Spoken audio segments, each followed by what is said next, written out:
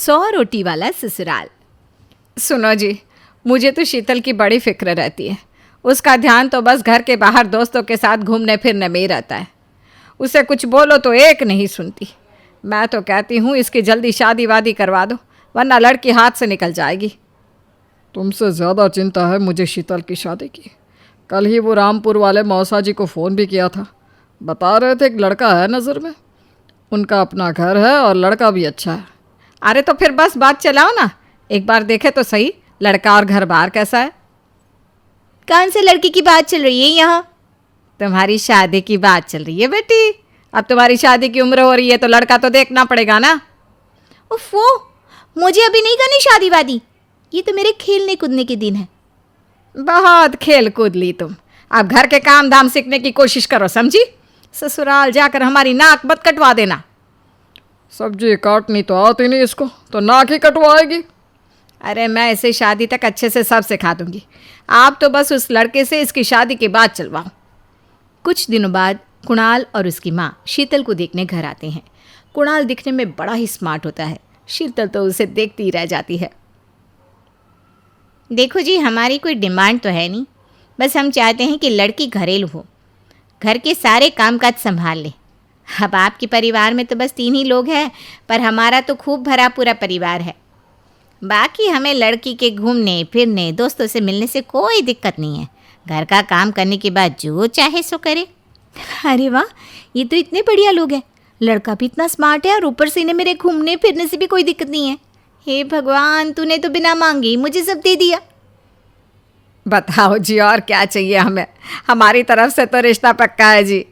बस फिर तो हंसी खुशी शीतल और कुणाल की शादी हो जाती है। शीतल मन ही मन बड़ी खुश होती है और उसी खुशी के साथ वो अपने ससुराल में कदम रखती है। आओ बहू, तुम्हारा अपने ससुराल में स्वागत है। ये मिलो अपने परिवार से। ये तुम्हारे ससुर जी, तुम्हारी ननद सुनीता और गीता, सुनीता के पति राजेश और उनके 2 बच्चे राजू और चिंटू। ये ना हमारे साथ यहीं रहते हैं।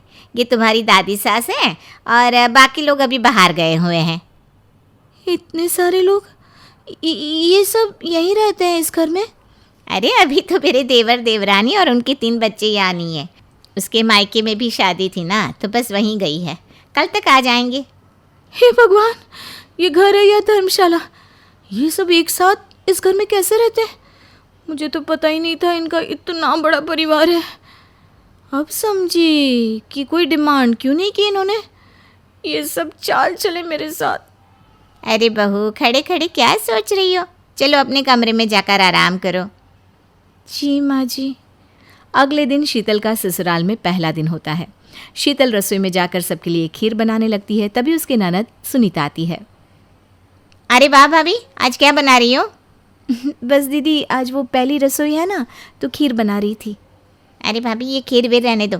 घर में 4 लोगों को शुगर है और कुछ लोग मीठा ही नहीं खाते। आप ना सीधा खाना ही बना दो। क्या फ़र्क पड़ता है मीठा बने या नमकीन? बस बहू के हाथ की पहली रसोई होनी चाहिए ना। जी दीदी, तो फिर मैं खाना ही बना देती हूँ। आप बता दो खाने में क्या बनेगा? बस सिंपल सी कोई सब्जी बना दो, जैसे आलू गोभी या आलू मटर, और उसके साथ रोटियां सेक दो।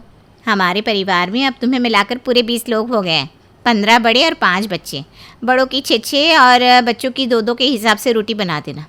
चलो मैं चलती हूँ, सब देख लेना। हाँ, बड़ों की 6 रोटी मतलब कि 15 लोगों की 90 रोटियाँ, और बच्चों की 2 रोटी मतलब 5 बच्चों की 10 रोटियाँ।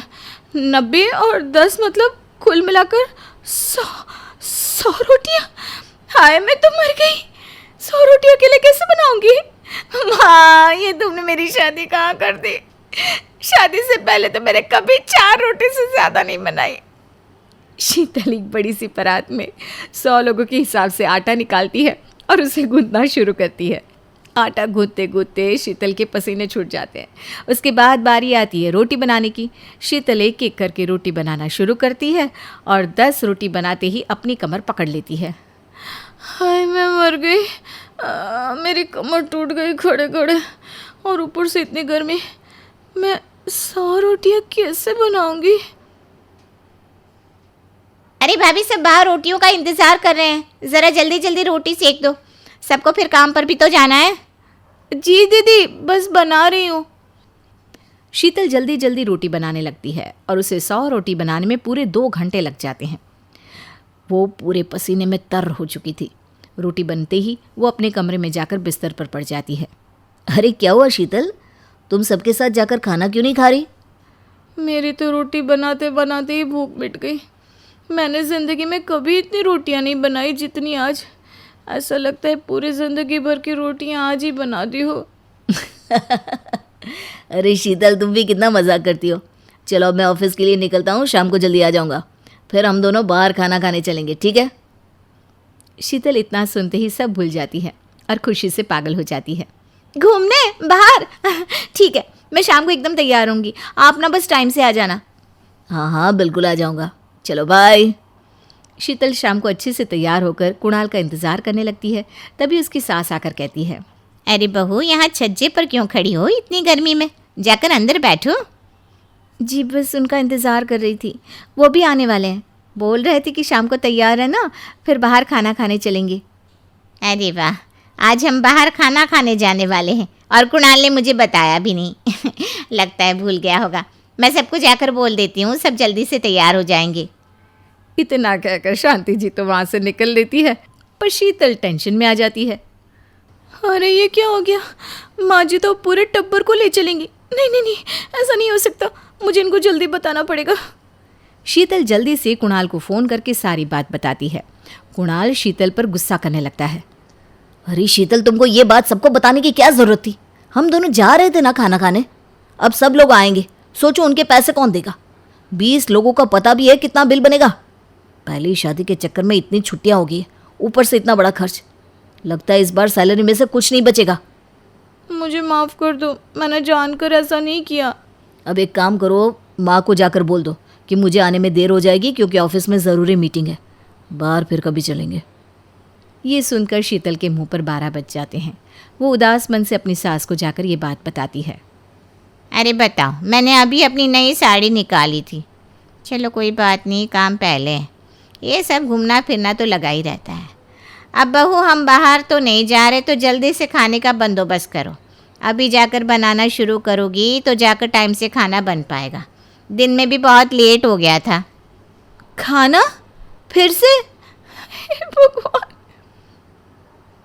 क्या हुआ बहू, खड़ी खड़ी क्या सोच रही हो? हैं, जाओ जल्दी जल्दी खाने की तैयारी करो। हाँ नहीं माँ जी, मैं सोच रही थी आज खिचड़ी बना दूँ।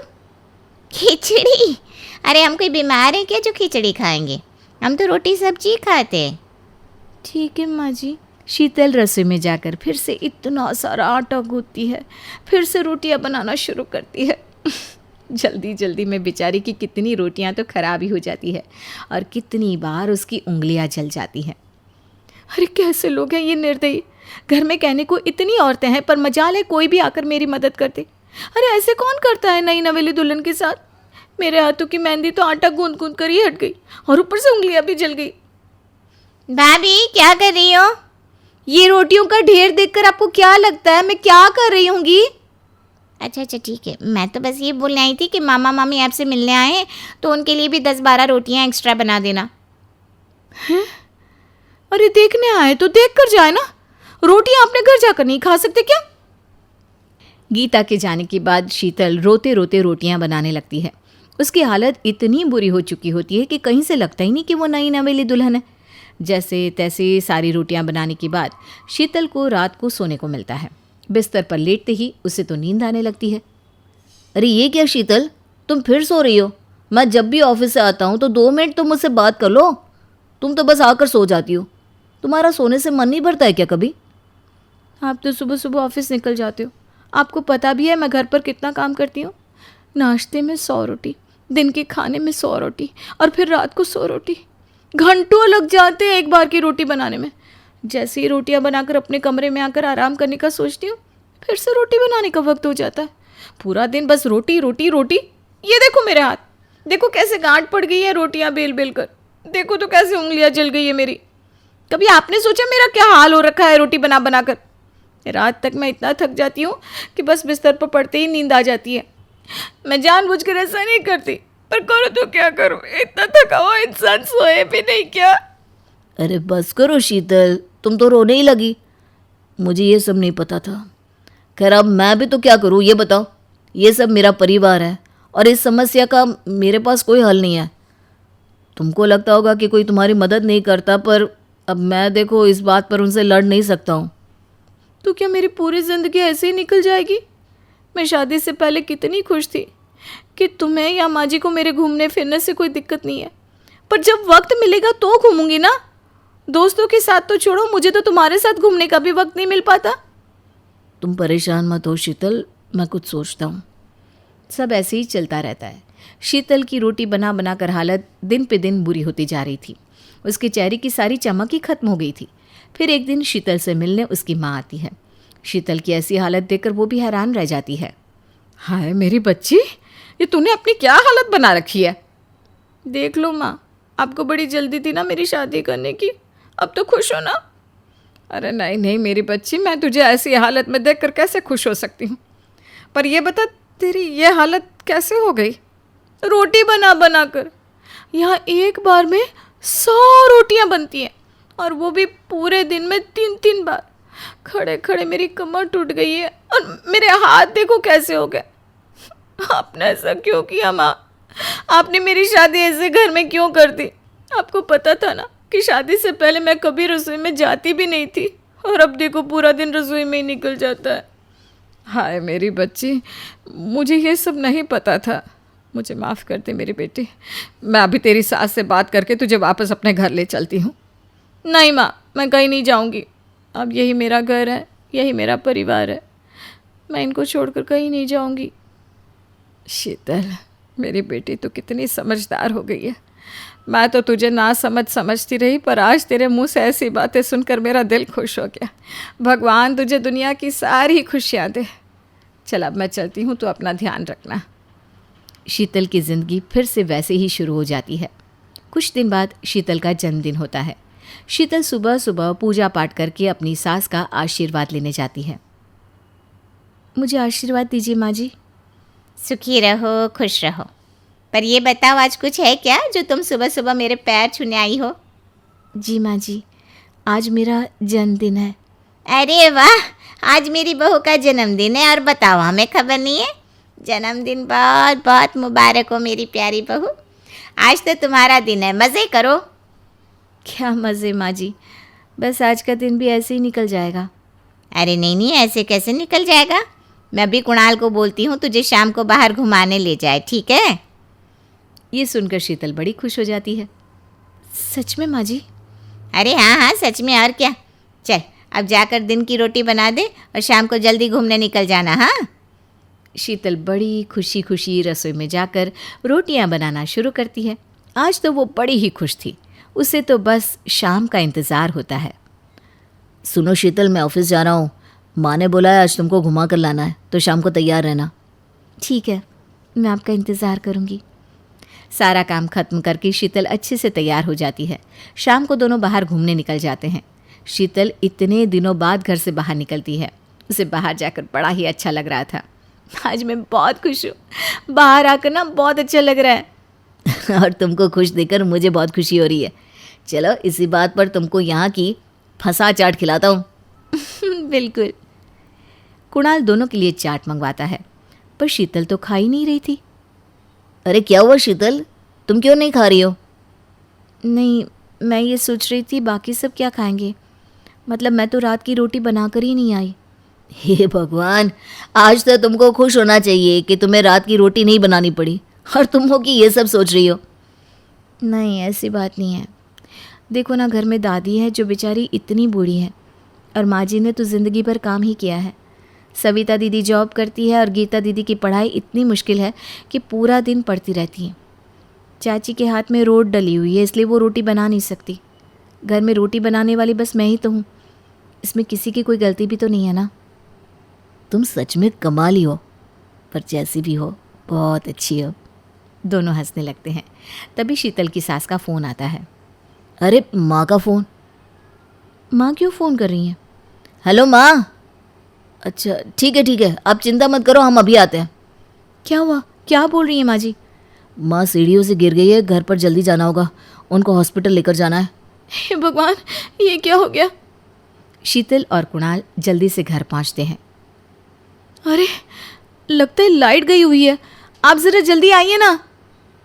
Happy birthday to you, happy birthday dear Sheetal, happy birthday to you, happy birthday dear Sheetal, happy birthday to you, happy birthday dear शीतल।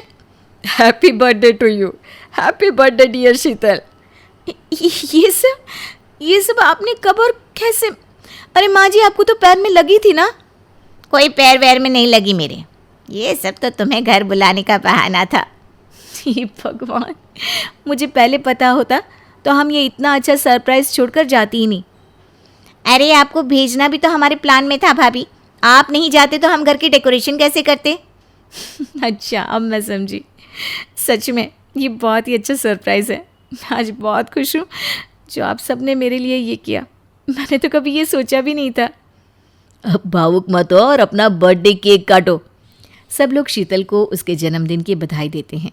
शीतल सबके साथ खूब एंजॉय करती है। सब लोग बड़े ही खुश होते हैं। अरे भाई, सबने शीतल को जन्मदिन की बधाई तो दे दी, पर उसका गिफ्ट अभी तक नहीं दिया। वो देखो शीतल, तुम्हारा गिफ्ट, जाओ जाकर खोलो तो सही। इतना बड़ा गिफ्ट? अरे इसमें क्या है? एक बार खोलकर तो देखो भाभी, तभी पता चलेगा। शीतल अपना गिफ्ट खोलकर देखती है तो उसकी आंखें खुली की खुली रह जाती है। ये तो रोटी बनाने की मशीन है। इससे तो रोटियां यूं बन जाती है बिना मेहनत।